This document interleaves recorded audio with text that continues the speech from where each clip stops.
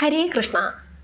സീതാദേവിയുടെ അടുത്ത് ശിംശുവ വൃക്ഷച്ചുവട്ടിൽ രാവണൻ വന്ന് ശൃംഗാര വാക്കുകൾ പറയുന്ന കഥാഭാഗമാണ് ഞാൻ പറയുന്നത്. കഴിഞ്ഞ ഭാഗത്ത് പറഞ്ഞു നിർത്തിയത്, ഭവതിയുടെ ഇച്ഛയ്ക്ക് വിരോധമായി പ്രവർത്തിക്കാൻ ഞാൻ തയ്യാറായില്ല, അതിനാൽ ദേവി എന്നെ മനസ്സിലാക്കി സ്വീകരിച്ചാലും എന്നാണ് പറഞ്ഞു നിർത്തിയത്. അതിൻ്റെ ബാക്കി ഭാഗമാണ് ഞാൻ പറയുന്നത്. ഭവതിയുടെ സൗന്ദര്യത്തിൽ മോഹിച്ചാണ് ഞാൻ ദേവിയെ തട്ടിക്കൊണ്ടുവന്നതെങ്കിലും ദേവിയെ ബലാത്സംഗം ചെയ്യാൻ ഞാനിതുവരെ തുനിഞ്ഞില്ലല്ലോ. ദേവിയുടെ സന്തോഷത്തോടു കൂടിയല്ലാതെ ഭവതിയെ ഞാൻ സ്പർശിക്കുകയില്ല.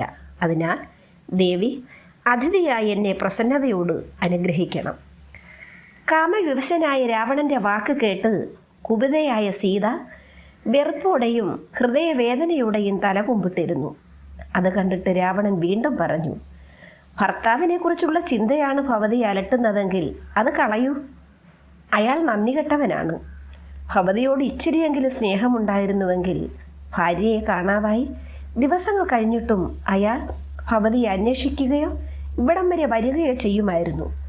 അയാൾക്കില്ലെങ്കിൽ പിന്നെ ഭവതിക്ക് എന്തിനാ അയാളെ? എന്തിനോർത്ത് ദുഃഖിക്കണം?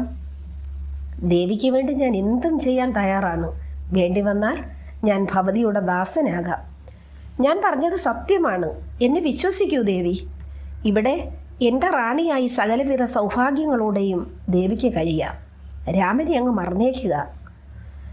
സീതാദേവി കഠിനമായ വെറുപ്പോടെ കത്തിറ്റൊലിക്കുന്ന മിഴികളോടെ രാവണനെ ഒരു നിമിഷം നോക്കിയ ശേഷം തറയിൽ നിന്നും ഒരു പുല്ല് പറിച്ചെടുത്ത് കാറ്റിൽ ഊതിപ്പറപ്പിച്ചുകൊണ്ട് പറഞ്ഞു, ദുഷ്ടനായ രാവണ, നീ എൻ്റെ മുൻപിൽ വെറും പുൽക്കൊടിക്ക് സമമാണ്.